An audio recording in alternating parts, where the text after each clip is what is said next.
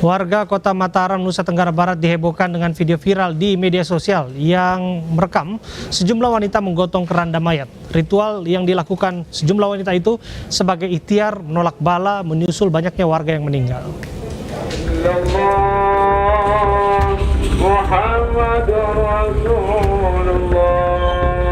Inilah video viral di media sosial yang menghebohkan warga Kota Mataram, Nusa Tenggara Barat. Terlihat sejumlah wanita menggotong keranda mayat usai disolatkan di masjid untuk kemudian dimakamkan.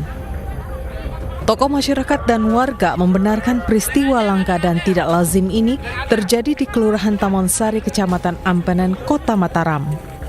Ritual tradisi ini dimaksudkan untuk menolak bala karena banyak warga meninggal secara berturut-turut karena sakit. Mudah-mudahan kalau udah kita syaratin berhenti ada orang yang meninggal berturut-turut gitu loh. Belum 7 hari ada yang meninggal, belum 1 hari kayak kemarin, belum 1 hari ada yang nyusul yang meninggal lagi. Takut juga Bu ya? Takut juga berarti ya? Bukan takut sih, cuman gimana ya, jadi kita itu kayak apalagi PPKM seperti ini jadi nggak bisa kemana-mana buat cari nafkah kan, buat cari nafkah kemana-mana nggak bisa karena banyak yang meninggal itu kan, jadi kita nggak enak loh, kita nggak bantu-bantu gitu kan kalau ada orang meninggal, itu memang tradisi kita di sini. Itu meninggalnya kan? Camat Ampenan menjelaskan kematian warga di Kelurahan Taman Sari cukup tinggi, yakni 30 orang dalam sepekan, di mana 17 orang diantaranya adalah warga Taman Kapitan. Saat ini, Kelurahan Taman Sari masuk zona kuning COVID-19.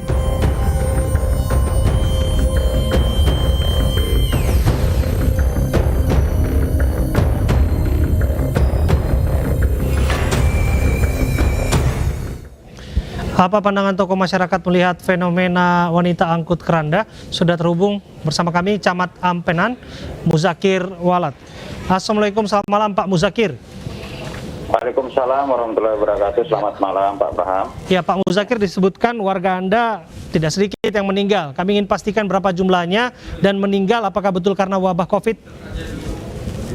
Iya, jadi menurut hasil data yang kami rilis selama 3 pekan itu ada 17 orang yang meninggal dan itu sebarannya bukan hanya di satu lingkungan atau di Taman Kapitan saja, tapi ada di beberapa di wilayah Kelurahan Taman Sari, Pak. Oke, artinya ya, jadi ya, penyebab kematian sudah diketahui, Pak? Penyebab kematian untuk yang 11 orang yang di Taman Kapitan itu sama sekali tidak ada yang terpapar karena COVID, Pak. Meninggal karena COVID tidak ada. Ya. Oke. Oke, bagaimana Pak? Kami menyimak. Ya, jadi dari data rilis, kemudian hasil tracking kami di lokasi itu memang yang terpapar COVID di Taman Kapitan, di lingkungan Taman Kapitan, Kelurahan Taman Sari itu hanya 1 orang, Pak. Sehingga kami dari peta zonasi yang kami laporkan itu Taman Kapitan masuk dalam zona kuning, Pak. Hanya yang terpapar 1 orang dan itu tidak menyebabkan kematian atau meninggal dunia. Pak. Tapi setidak-tidaknya angka kematian ini mendorong aksi tolak bala yang diperlihatkan saat ini, yaitu angkut keranda. Pandangan Anda mengenai ini seperti apa, Pak? Iya, benar sekali, Pak. Jadi itu sudah kami konfirmasi. Memang Pak, pandangan kami terhadap kejadian yang viral itu memang ini adalah reaksi dari masyarakat. Masyarakat setempat melihat kondisi dalam waktu yang beruntun itu warga meninggal dunia, di luar ini COVID atau tidak, tapi ini bentuk keinginan masyarakat,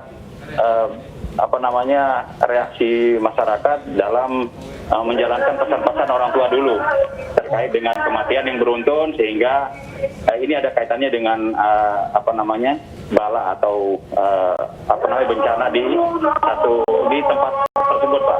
Oke, sehingga ritual tolak bala angkut keranda ini dilakukan sebagai bentuk merespon fenomena itu tadi ya, Pak ya? Iya, betul sekali, Pak. Betul sekali. Oke, dari kepercayaan atau informasi yang didapatkan oleh warga, menurut mereka apa penyebab kematian beruntun ini, Pak? Ya, biasanya ini kan karena yang pertama kalau kita melihat ini salah satunya ajal, Pak ya. Pada dan kadar memang ini sudah ketetapan Allah. Kemudian yang kedua, ini menjadi unik ketika orang tua dulu pernah bercerita dengan kejadian-kejadian dulu. Artinya ini sifatnya kasuistis. Dulu pernah juga kejadian sekitar tahun 65, itu pun karena paceklik Pak, karena paceklik, sehingga pesan orang tua dulu mengamanatkan untuk pengusungan keranda jenazah ini kalau bisa dilakukan oleh perempuan. Oke, Pak, bagaimana kemudian menjelaskan kepada masyarakat, tidak sedikit juga yang berkomentar negatif atas apa yang dilakukan ini sebagai ritual dan kepercayaan. Tentu saja tidak sedikit juga yang menilai ini tidak ada faedahnya, tidak ada gunanya dan lain sebagainya. Bagaimana Anda sebagai bagian dari masyarakat, tokoh masyarakat, seorang camat di sana menjelaskannya? Ya, kalau kami menjelaskan sebenarnya sepanjang ini tidak ada reaksi yang berlebihan dari masyarakat tempat, utamanya ini karena ini permintaan keluarga juga dari yang meninggal terakhir itu Pak Bahrun, almarhum Pak Bahrun, sehingga masyarakat mengingat kembali pesan-pesan orang tua dulu Pak. Sehingga kami menjelaskan bahwasanya antara agama dan adat ini kan memang tidak bisa dipisahkan menjadi satu keterkaitan yang utuh Pak. Begitu juga sebaliknya. Ini terakhir Pak, soal bala yang benar-benar terjadi, saya pikir bukan rahasia lagi dan hampir terjadi di seluruh pelosok Nusantara, yaitu pandemi COVID-19. Ini jelas-jelas terjadi Pak. Bagaimana kemudian warga setempat memaknai bahwa bala dalam artian pandemi ini harus dituntaskan secara bersama-sama? Jadi kalau dari persepsi adat ya, masyarakat melakukan ini, yang pertama pertimbangannya adalah perempuan merupakan mendapat posisi yang mulia, yang lebih lah. Agama Islam, pada saat Rasulullah didatangkan oleh sahabat, ketika ditanya siapakah yang saya hormati, ya Rasulullah, ibumu, sebanyak 3 kali baru ayahmu. Nah, ini menjadi pertimbangan orang tua dulu, sehingga dengan perempuan yang mengusung jenazah ini diharapkan oleh orang tua dulu ini bisa mendatangkan kasih sayang Allah Subhanahu wa taala Pak, sehingga dengan apa yang dilakukan tersebut bala atau musibah yang secara beruntun ini bisa tidak turun lagi di lingkungan Taman Kapitan Pak. Apapun itu, yang paling penting saya juga melihat gambarnya bahwa ibu-ibu di sana, mama di sana tetap pakai masker, protokol kesehatan sebagai bentuk mematuhi aturan untuk menghadapi pandemi yang sedang terjadi di tanah air. Terima kasih Pak Camat, Pak Muzakir sudah hadir bersama kami di iNewsroom. Presiden Joko Widodo memerintahkan Menteri Kesehatan untuk memangkas harga tes PCR menjadi Rp450.000 hingga Rp550.000. Sementara menurut epidemiolog, biaya tes PCR harusnya bisa di angka lebih rendah, yaitu Rp150.000. Dengan menurunkan harga tes PCR.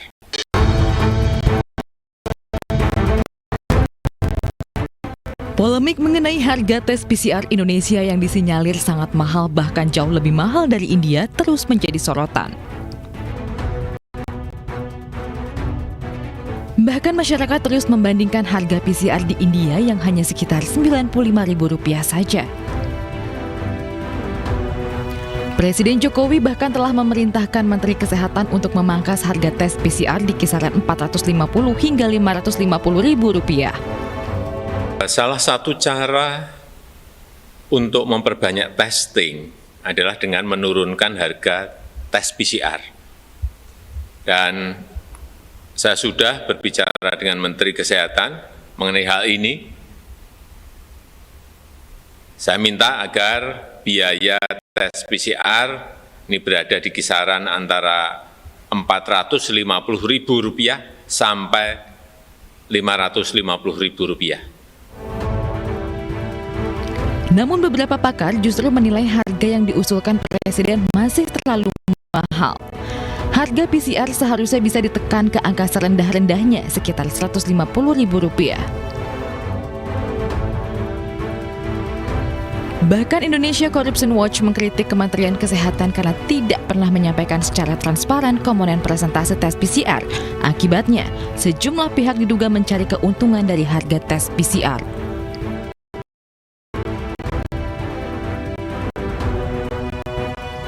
Mahalnya biaya tes PCR di Indonesia tentunya berdampak pada upaya pemerintah untuk memutus mata rantai penularan corona. Lantas, apa yang menjadi faktor mengapa harga tes PCR di Indonesia cenderung mahal di atas rata-rata? Adakah solusi untuk dapat menekan harga?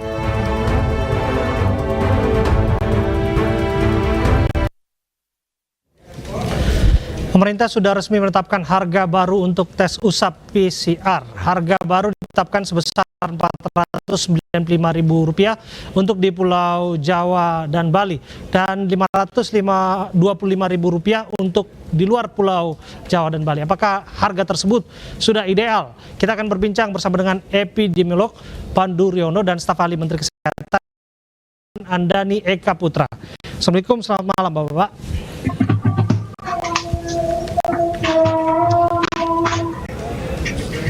Pak Pandu, Pak Andani. Ya. Ya, Pak Andani sudah bisa mendengarkan suara kami, Pak? Sudah, jelas sekali. Oke, jelas. Baik, saya mulai dulu kepada Anda ya, Pak ya. Pak, kurang dari beberapa jam lagi kita akan memperingati Hari Kemerdekaan. Berbicara soal kemerdekaan, berbicara soal kebebasan.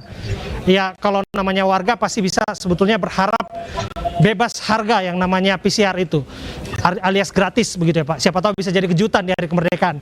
Tapi pun demikian harganya paling tidak sudah mengikuti instruksi Presiden. Mengapa harga tersebut paling ideal saat ini Pak?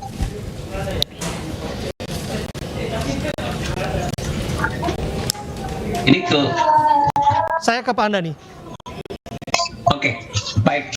Terima kasih Mas. Harga PCR yang dirancang saat ini yang sekitar 500.000 itu kan sudah dihitung baik-baik ya, mulai dari biaya reagen PCR, ekstraksi, BTM, bahan konsumabel plastik, APD dan sebagainya sampai listrik air semua dihitung, termasuk di situ jasa dan margin keuntungan oleh investor atau orang yang punya lab lah saya katakan.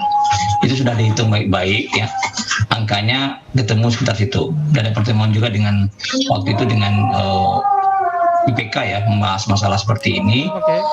Ternyata disepakati angkanya memang sekitar hampir sama ya, temuan-temuan dari beberapa unit yang berkaitan dengan harga daripada PCR itu hampir sama di angka sekitar 475 sampai 525. Itu posisi angkanya. Ini sudah dihitung baik-baik, disesuaikan dengan kondisi pasaran reagen pada saat sekarang ini. Karena reagen itu komponen tertinggi pada PCR. Tentu bagaimanapun warga pasti tetap melihat angka tersebut relatif tinggi, begitu Pak, di tengah bahwa situasi ekonomi pun sedang sulit saat ini.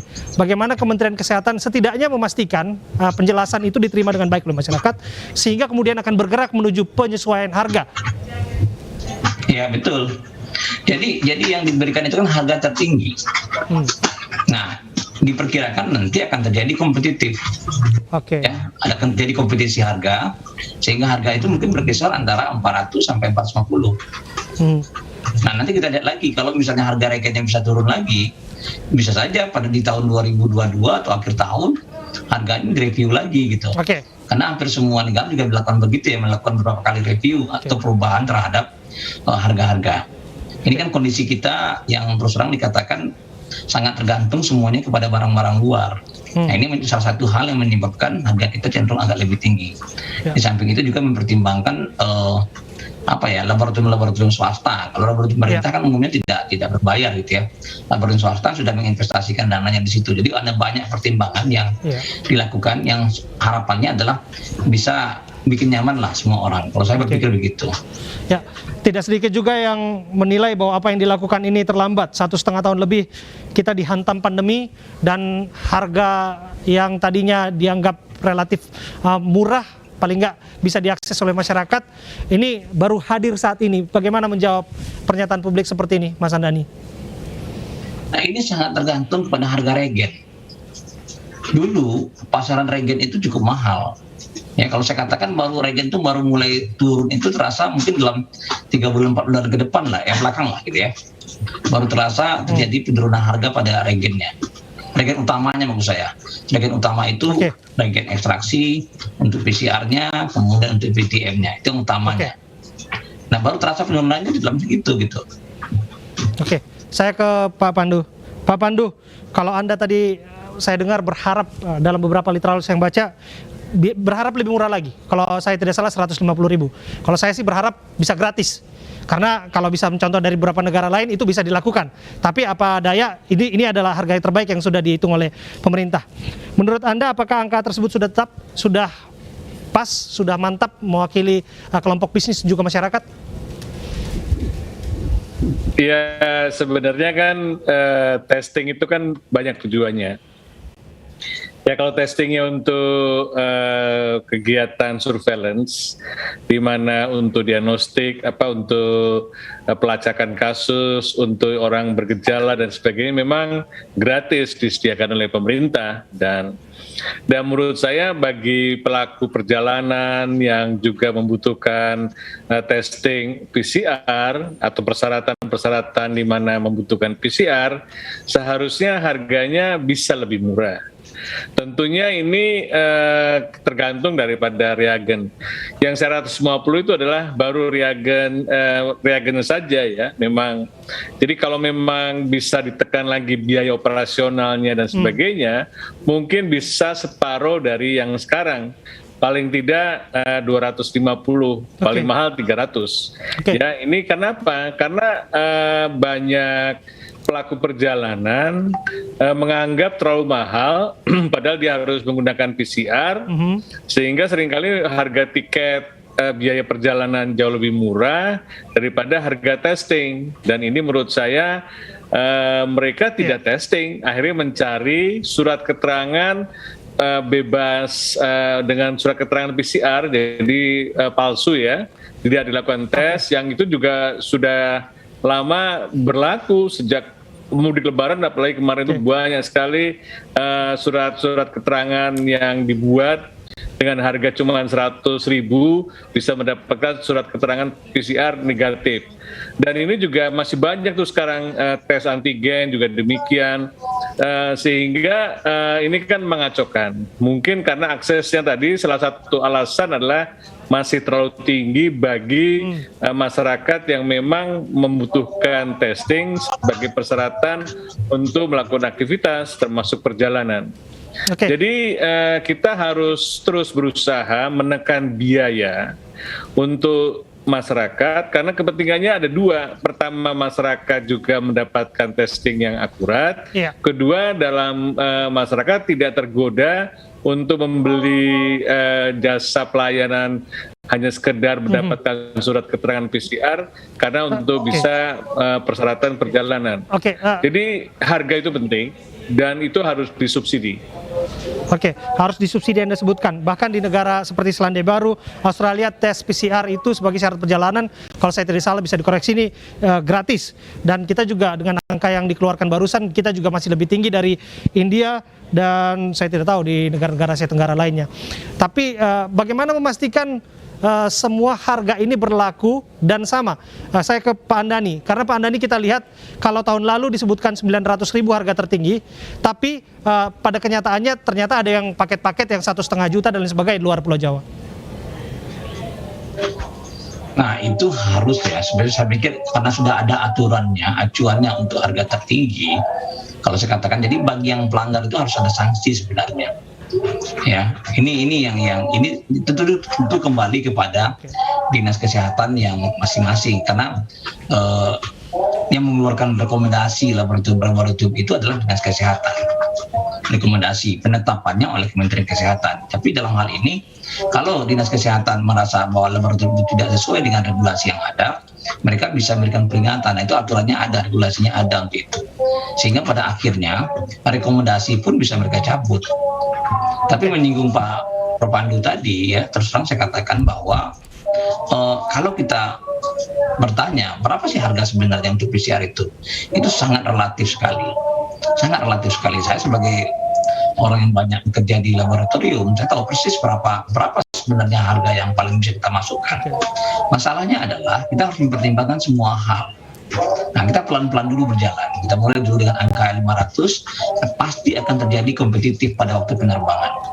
Mungkin Garuda akan menawar berapa, Lion akan menawar berapa, dengan setiap laboratorium yang ada. Belum tentu mereka akan bermain dengan angka yang sama. Ya, saya ke Pak Pandu terakhir. Tanggapan Anda soal momentum lebih baik telat daripada tidak sama sekali. Iya, jadi memang kita kan responsif ya. Jadi sebenarnya biaya pelayanan ini kan dari banyak testing yang harus diregulasi dengan lebih ketat lagi.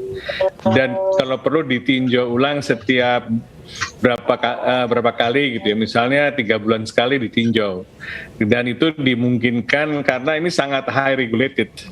Dan betul, jadi setiap aturan seringkali tidak bisa diimplementasikan. Walaupun ada harga eceran tertinggi, kita melihat bahwa karena demand masyarakat cukup besar, ya kan, sehingga laboratorium juga bermain gitu. Jadi mungkin biaya pelayanannya bisa saja 500, tetapi nanti surat keterangan dokternya untuk menyatakan hasil ditambah lagi 100.000 dan sebagainya. Ini yang menurut saya 500 itu adalah harga semua biaya pelayanan termasuk surat keterangannya.